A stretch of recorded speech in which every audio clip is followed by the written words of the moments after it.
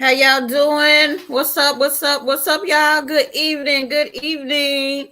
I see my people in Facebook are checking in. I see Regina Johnson has checked in. I need everybody that's on. If you can hear my voice, I need you to check in the comment section for me now. Because I see eyes on. So I need y'all to check in on YouTube, check in on Facebook, check in. Hey, Nikki, we got Alicia Carlisle is checking in on YouTube. Hello, Nikki. Thank you for checking in. My Facebook people, I see Marissa Cork is on. Good evening, Marissa. Good evening, Miss Credidan. Good evening, Miss LaQuana Spriggs. Y'all checking in for me. I see people on YouTube. I need you guys to check in for me. I need you to share this video. This video needs to be shared millions and millions of times. Share. Because we have a special show for you tonight. This is SituationshiP Season 1, Episode 7, The Follow-Up. If you guys did not check out our interview that myself and the General did with Miss Jacqueline Lake, she is the grandmother of a 5-year-old that was left on a bus for hours and hours. And we're going to be following up with her this evening. So what I need y'all to do, check in. And we're going to play a little bit of the video, the interview that we did on Monday. But if you need to check the whole entire interview, you do not want to miss that interview. You need to go to YouTube after we're done and click on Season 1, Episode 7, and just rewatch that interview that she did with myself. So I need y'all to continue to check in for me. Check in.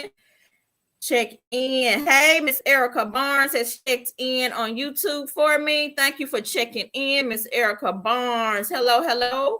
I see everybody coming on in. Y'all come on in. We got room. We got room. Come in. Come in. We got plenty of room for everybody. Everybody.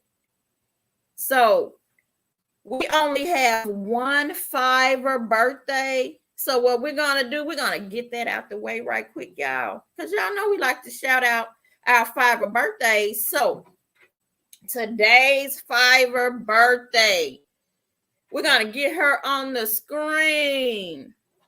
Miss Tiffany Hogan, happy birthday to you. Hello, pretty lady.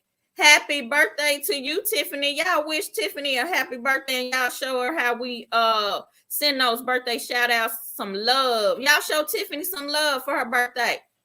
Tell Miss Tiffany happy birthday to you, Tiffany.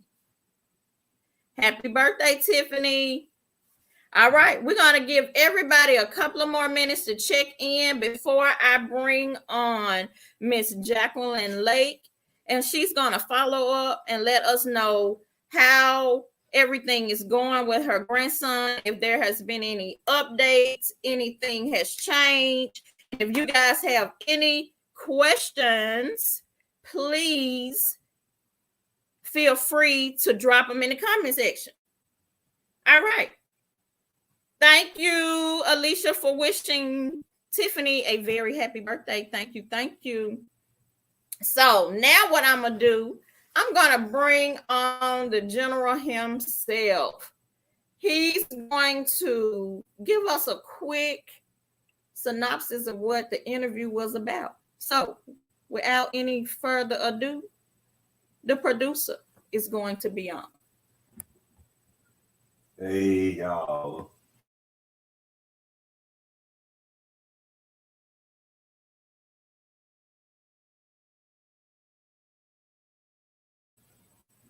All right. Hey, y'all. Y'all can hear me, right? Everybody hear me? We're in the building anyway. I am the General Demo.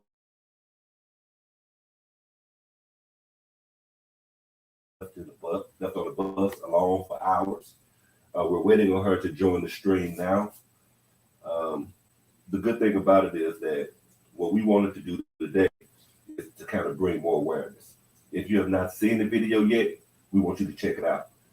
So we're going to do a replay today as soon as we're through with her. I guess if she doesn't come on in a couple minutes, we'll go ahead and start it. Okay. You guys, as we are waiting on Miss Jacqueline Lake to show up, you guys tell me what's been going on this week with you guys. If you were on Monday and checked out the interview, you guys, let us know what you thought about the interview and what do you think about a 5-year-old being left on the bus alone for hours and hours. I see Miss Jennifer Sullivan has checked in on Facebook. Miss Keena Myrick. I see Miss Tina Chun. Hello, everyone. Thank you for tuning in. Thank you. So what do you guys think about a 5-year-old being left on the bus for hours and hours with no supervision, just all alone? What do you guys think about that? Y'all chime in the comment section for me. And let Shishi know what y'all think about it as we're waiting on Miss Jacqueline Lake to get on. She's running a little behind. Something came up, so we can start the video. Okay, well, we're going. Okay, Erica Barnes says she is still pissed off. Erica, this really made me just like burn a fire within me because everybody knows I love children and I don't want anything bad to happen to children. So this really tugged at my heartstrings. Hello, Fifi. We have Miss Fifi Bynum checking in on Facebook. I see you guys checking in. Hello. Hey, Alicia Gordon Stanford. Thank you for checking in. Anybody else has anything to say before we run the interview again? What do you guys think? Y'all chime in and let us know because we're getting ready to replay the interview. And as we replay the interview, if you have any questions, make sure you drop them in the comments because when Ms. Lake comes on, We're going to get her to answer your questions for you. All right. Miss Erica says, the response makes you even more upset. It does, because when accountability is not taken, it infuriates us. Miss Alicia Carlisle says she didn't get a chance to see the previous episode, but I feel that attendance should be checked upon getting on and off the bus. That is such a vital, important safety measure that any bus driver or bus monitor needs to make sure that those children are accounted for. So this does not happen to anybody else. Again, I have an update. She is running late, may not be able to make it, but she did want us to know the follow-up information. She mentioned to me that there has been no change. She has not been in contact with anyone. There has been no more accountability. So I want to get that before we start the video. All right, so she did reach back out to us to let us know there has not been any action taken. So I know that should infuriate everybody on here. So when we're done, I need everybody to share the original interview until your fingers hurt. Share, share, share. Because this should make everybody upset, because this is a 5-year-old that cannot take responsibility for himself. So we have to protect him at all measures. So now what we're going to do, we're going to play the original interview. And as the interview is being played, you guys, you can put any questions that you have in the comment section, and I will be able to answer them to the best of my ability based on the interview that we did with Miss Lake Monday.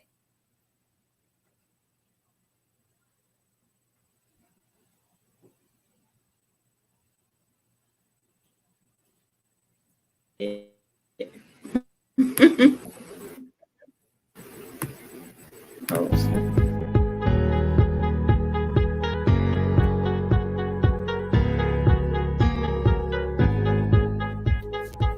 right, we're going to do a little countdown before the actual interview starts.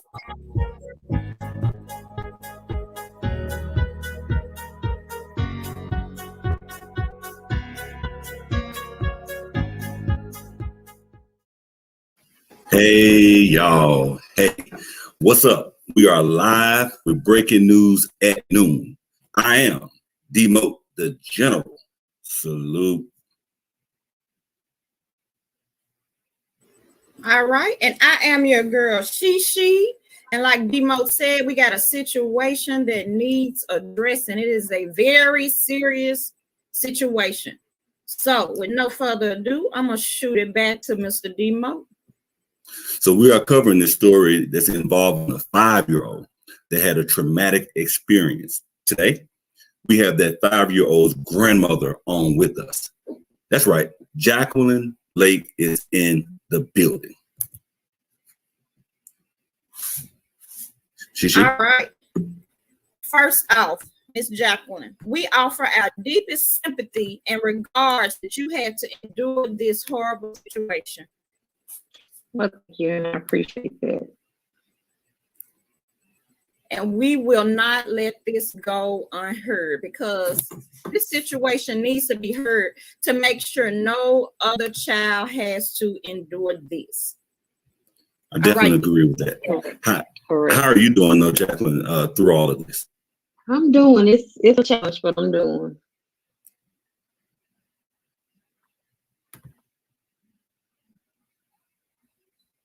Chi. All right. First off, Miss Jacqueline, can you give us a rundown of the situation in your own words and what's going on? We just want to hear it in your words. Okay. Thursday, I had a call from my daughter, and I work from home, so I'm on the computer, and I just told her to call me back. She sent me a text. She had to work late, so she sent the teacher a text to ask, because the child be put on the daycare bus instead of the regular school bus, because she wasn't going to be at home. The teacher sent back to her that the student was not at school. So she said, what do you mean? I put him on the bus this morning. So everybody goes to look for the child. I had family members out, friends and family out, daycare workers out looking for my grandbaby. And they went to the bus barn, and come to find out he had been left on the bus for 5.5 hours by the bus driver. Did you say 5.5 hours? 5.5 hours. She put him on the bus by 7:30 that morning. I think they found him about 1:15, 1:20 that afternoon on the bus. And as a 5-year-old, we know that a 5-year-old cannot process certain things. So Right. how do you think your grandson felt that long amount of time he was on that bus alone? Well, actually, the first day we had to deal with him saying that he had been kidnapped. And that's a lot for a 5-year-old to say he had been kidnapped. Right. For some reason, I'm not understanding, and the school is not helping me, whether bus people are not helping me understand. My grandson normally sits on the front of the seat of the bus. When my daughter puts him on the bus, she puts him on the front seat. For some reason, my grandson said the bus driver told him to go to the back, sit down, don't move, and don't say anything. And that's what he did. When she let the other kids off, she never did call his name. He said she didn't call my name. So if you tell him to do something, he's gonna, until you give him permission to do something else, that's what he's gonna do. So he sat on the bus, and I guess by the time she dropped everybody off and got to the bus barn, she walked off the bus, and I guess he thought she was walking off the bus and gonna come back. And he was like, "Grandma, she didn't come back for me. She left me and she didn't come back for me." So that's a lot for a 5-year-old to take. Right. That is a lot to process. It's a lot to process for an adult. So we know that a 5-year-old can't think as well as we can. So how do you think this accident made you feel as a parent? As a parent, what were your first thoughts when your daughter? I knew you were in a frenzy, and your mind was all over the place when you got that call. How did that ultimately make you feel? Because we know it's going to be a long process for your grandson to deal with. So you as a parent or grandparent, how does that make you feel? So I actually, honestly, I was on the phone with a customer taking a payment. Like I said, I do work from home.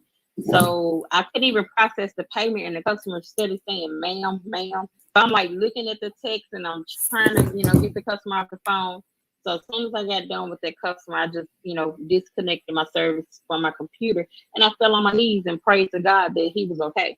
Because of my first thought were maybe they dropped him off at the wrong school, because I hadn't even looked at the time to see what time of day it was. And I said, well, maybe they dropped him off at the wrong school. And I said, he got on the right, color shirt so they'll know what school he belongs to. Then I looked at my computer and it said 1:00. I said, wait a minute, no, because they would have been settled this by then. And all I could think about was he has to be on this bus or something bad didn't happen. So I was in a trance, like tears just went to rolling. She, my daughter was calling, she was crying, saying they lost my baby, they came my baby. The lady, daughter from the daycare was calling. They know how I am about my grandkids, so she had to tell me, brace yourself, don't get upset, calm down, and we're gonna find him, because we're an hour and a half away. So, I'm there. It really took a toll on me to not to know where he was, and to think about him being somewhere by himself pretty much all day. I think what bothered me the most, and to be honest, that's a horrible feeling to have as a parent, as a grandparent, as an uncle, auntie, or whatever it may be. I'm pissed off at Greenville Public Schools or whoever is responsible for this. Right. One of the things you said in your post was that your grandchild now is having a sleep deprivation as a 5-year-old.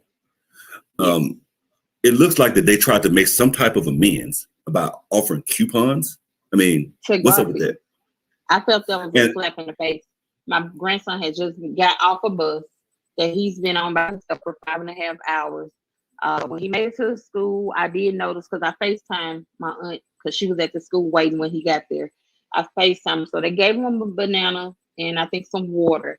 But for you to sit down with my daughter and offer her some Garfield coupons, I felt that was kind of like a slap in the face. Like, what what do we need with Garfield coupons? You know, let's address the situation, take responsibility. Something I feel that they still hadn't did. I don't feel that we got a apology. You know, the only thing they keep saying is we can't change what happened. Let's move forward. Sound like I've heard that before, and I bet you that the coupons were 15% off because they cheap like that. I don't even know. We didn't even look at them because, I mean, first of all, what is our fears? I mean, that has nothing to do with the situation at hand. So, you know, like I say, I felt like this is a slap in the face. You know, I would have rather accepted, you know, we did something wrong. We are sorry for it. You know, it's all about accountability. Right. And to, you know, see where we're at. Because like I say, you know, thinking about my 5-year-old grandson, and this is just like my son. So just thinking about him being somewhere and he's been out of place all day, I know he was scared. When I FaceTimed him, I could see that his eyes was puffy, bags under his eyes, like he had been crying. So he probably cried himself to sleep on the bus. So, you know, it's a lot to take in. I just wanted to touch him and I couldn't. Right. So, you know, my feelings are all over the place. I stayed on FaceTime for a little while when they talked to my daughter and my aunties, but I got off because I didn't care for the superintendent's, you know, response to things and stuff or whatever. So I just told my daughter to call me when they leave out. And I actually, like I say, it was a lot to take in for that day. Just so we can understand, it says that your daughter gave them the child at 7 a.m. She got on the bus at 7:30 p.m. 7:30 a.m. She put him on the bus at 7:30 in the morning. And he was supposed to arrive at the school 5 hours later at 12? Yes. Well, he was supposed to be, like I say, I don't know how the system goes with this COVID thing or, you know, what they do for attendance when the kids are, you know, at school or whatever. Now, normally his teacher, she always, like, if he's not at school, she's always going to reach out to us and tell us, you know, see why he hasn't came to school, you know. So I feel like she goes over and beyond. When he's not at school, she's going to call and see, you know, what's the problem. Because him and his mom them had just got over COVID. So they had been out for a while for that. And she called every day to check, you know, on them to make sure you got to work and stuff like that or whatever. But I feel like if the bus driver had only walked that bus, even if she didn't walk it at the school, she had to walk it when she got to the bus barn, he wouldn't have been on that bus that long. Right. Because that was going to be my next question is there some type of procedure? How do you leave a 5-year-old on a bus, especially during COVID? They actually have a couple of procedures. Their normal procedure is that they are to walk their bus when they make it to the school. And I'm just finding out today through the Department of Education that they're actually supposed to count the students as they get on the bus at the bus stops. They're supposed to count the students off when they make it to the schools. So if you make it to the elementary school and you know you counted 5 elementary kids and you only got 4 to get off, you need to walk your bus and see where that 5th child is. Also, with COVID going on, they are supposed to wipe down and sanitize each seat after their route. So that was not done either, because if that was done, you would notice that my grandson was still on that bus. So they have a few procedures that are in place to where they should walk that bus at least 4 or 5 times before they get off that bus. And it did not happen. Right. Let me ask you a quick question for accountability reasons. Who do you think needs to take the blame and ultimately even let you know what was going on, what needs to be done, or what is going to be put in place so this does not happen to another child?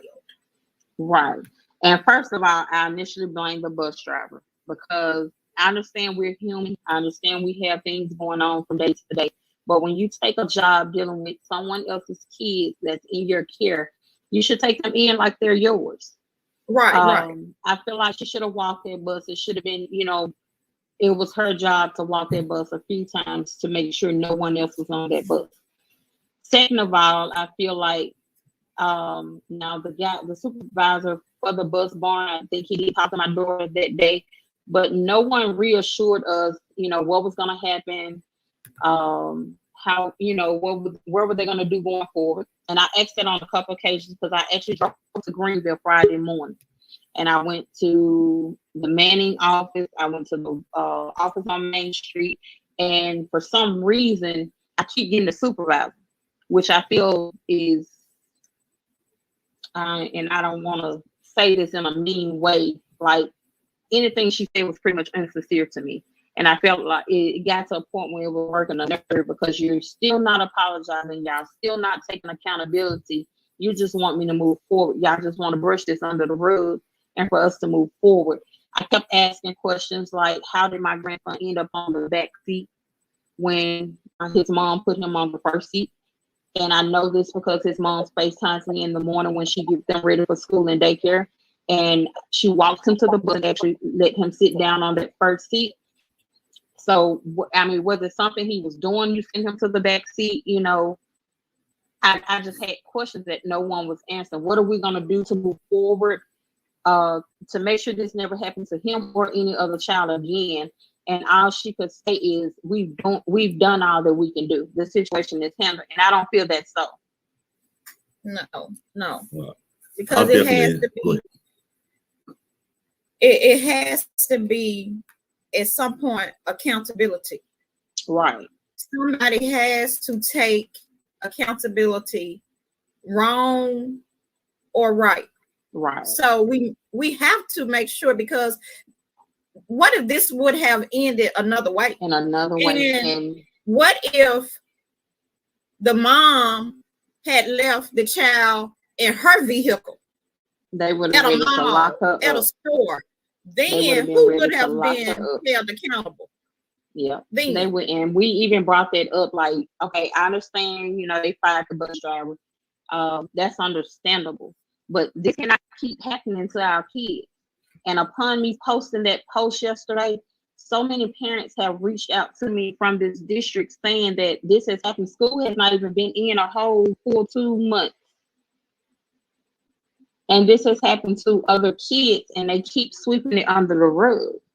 So it's not, y'all not correcting the problem at all. You guys are still not going through the procedures, and I understand everybody's shorthanded. I understand you have people that don't want to work, right now, because I do work outside the home, part-time. So I understand it. But when it comes to dealing with kids, I feel that we should be a little bit more careful. Because like I said, they can't take care of themselves. Right. It's our responsibility as an adult. If a child comes into contact with us, whether it be a bus driver, a teacher, a mom, a dad, a aunt, uncle, whoever, we're responsible for their child because they can't take care of themselves. I like to look at the origin of everything.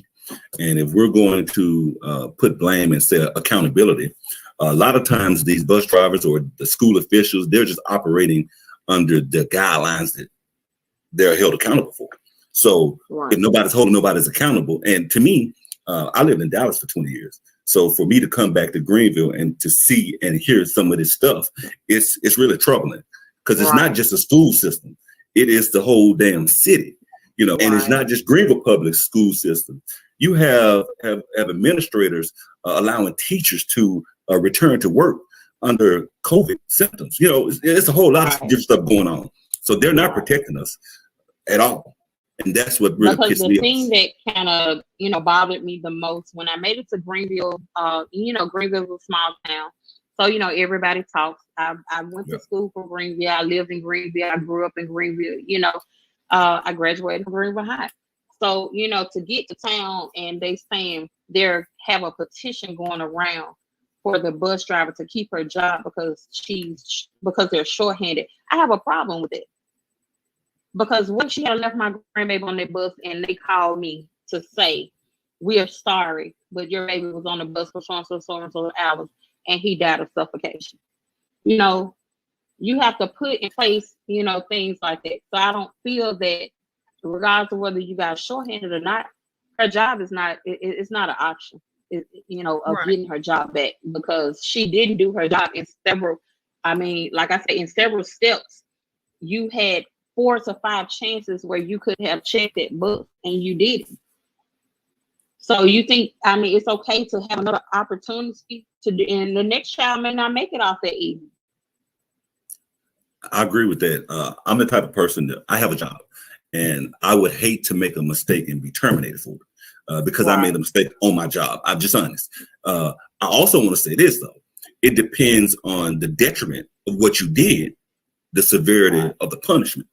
So in this case, you endangered a 5-year-old's life, and then they didn't even take accountability for it. You want to just terminate the driver. What about the admin office? What about the people who's setting this camp up? You know, so if you're not going to go there, then the bus driver shouldn't be the only one who take this fall. You know, and it should be some more dominoes fall right behind it. That's just my take on that. Because I say, you know, I don't hear as much, and I didn't realize that this was going on so much. So now it, you know, do put that question in my head. So when this happens, y'all just fire the driver, and you still not taking precautions because, like I say, when me put this post up, people have been inboxing me saying this happened to them. You know, they went to the superintendent, they went to this, and you know, some people never got back to them, or if they did, you know, they didn't push it enough, and they wish they had pushed it enough. But we keep letting it slide. We're gonna keep letting it slide until a child, we have to have somebody come to us and say one of our kids are dead because of their negligence before we make something happen, before we put things in place. Like, I don't care about monetary or anything, but if it takes to hit the school in their pockets, to hit the bus barn in their pockets, for y'all to say that these are procedures that we have to follow for these kids, then that's what I feel we should band together and do. Like, anybody that this has happened to, you know, speak out. Because like I say, if we keep letting it slide, these are our kids. Evidently, they don't care about our kids. Right. And there should be, I didn't mean to cut you off, but there should be no rug big enough to keep sweeping a child's life under. Because it could have turned out a totally different way. And we have to stop it. And you can only apologize so many times. If you apologize last week, when we keep sweeping it under, too big, and then they're gonna create another rug, and we're gonna keep having these rugs that we ain't got nothing to do but keep sweeping. We need to stop. Because if you had to apologize to a parent a couple weeks ago for leaving their kid on the bus, why is it 2 weeks later now you're apologizing to me, or not even a whole apology, you know, saying that, okay, we're sorry, we did it again. So that means whatever the stakes was 2 weeks ago, no one got, I mean, nothing was done. No extra procedures, no extra precautions. You know, y'all didn't stress this to the bus drivers enough to say that these are our policies. If you don't follow this, will happen. Because it's happening too soon. We've been in school since August. And to say that I have 6 or 7 other parents to say that this is happening to them, one say their child was dropped off in Dean's parking lot, which is a supermarket parking lot. Her neighbor seen the child and took the child home. One say that, you know, their baby was dropped off in front of another school and was just wandering around. Like, is it going to take something to happen to our kids for us to band together and say this cannot happen? Because with me, this is the draw. This cannot happen ever again to my child or to anybody else's child. Like, this shouldn't happen. Right. And if we just stand here and don't do anything, I assure you that it's going to happen again. You already have, like you say, 6 other accounts of it. And that's just this year. We can go back to last year and the year before that, and I'm sure that the numbers will definitely accumulate higher and higher and higher and higher. Right. Like I said, this really pissed me off. I'm just being honest about it. Right. And something needs to happen. Everybody. Yeah. Because like I say, you know, it's rough. You know, we putting our kids through this because, like I said, it's traumatizing. Because my grandson, he doesn't sleep at night. He's afraid to get on the bus. Even this morning when we got him up to get him ready for school, which my auntie was going to take him to school. When he opened the door, he seen a bus. He closed the door and he said, "No, I'm not getting on the bus." Like, it's going to take some time. It may even take counseling because he feel we failed him. Even, you know, for that day, the only thing that he said was, I needed y'all and y'all was not there, you know. And, you know, 5-year-olds, you know, they have imagination and things like that. But if you tell a 5-year-old to do something and then you don't give them permission to do anything else, like, and I guess he feel like he was being punished because he kept saying, you know, she left me and she didn't come back for me. That took a, you know, a lot out of him. Right. So, you know, like I say, you know, I have to see this through because I can't fail my grandson and I don't want to fail anybody else's child. If I let them sweep this under, that means I'm failing my grandson, and that's not something I plan on doing. And I don't care what it takes, or I want someone held accountable. I want them to realize that our kids' life is nothing to play with. You know, because like you say, if we do it, if my daughter went in the store and left my grandson in the car and someone called the police, she was going to jail. They was going to make sure she was held accountable for this. So what makes it any different when we turn over our children to a school system? That means we should be able to go about our day knowing that our kids are okay because somebody's going to take care of them. I work at school part-time and I deal with teenagers from 15 to 17, even 18, because you're not grown at 18. And there's nothing I will allow to happen to them while they're in my store or while they're, you know, in my care, because those are my kids while I got them.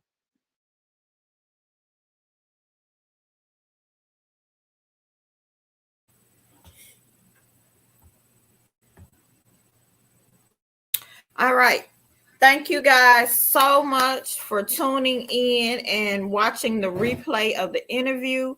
And you guys, the link for the entire interview, you don't want to miss the entire interview. It will be dropped in the comments of the YouTube. On YouTube, make sure you click on that link when we're done and you can watch the entire interview. You don't want to miss that. So now if we don't have any questions, I'm looking in Facebook and on YouTube. If you guys have any concerns, comments, any love you want to give to Miss Jacqueline Lake, let us know. And I do have one question. There is no walkthrough after dropping off kids at the schools and also at the bus barn. They are supposed to do a walkthrough once children get to the school. They're supposed to do a walkthrough, and then once they get to the bus barn, this is what someone has told me, and we did get this from the grandmother, that she got this from the Department of Education, that somebody is supposed to walk the bus. So we see that wasn't done, and it was a lot of things and procedures that were not followed. So we just want to bring awareness and make sure that this happens to no child again. So we just want to get behind Jacqueline Lake and let her know that we love her and that we love her grandson and that this cannot happen to another child. So you guys, she does have a post on her Facebook page and it is up to like 20,000 shares. So you guys, okay, 22,000. I apologize for that. It is 22,000. So it could be more. Every time we look, it's more. So make sure you go and share.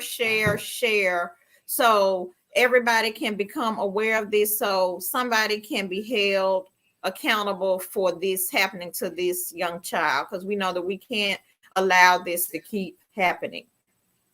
So again, the link is in the comment section on YouTube. Make sure you go and view the entire interview, because we need to let Jacqueline Lake know that the village is behind her. So you guys make sure, if you on the post, send her some love. You can send her some love here. We will forward anything that you want to let her know.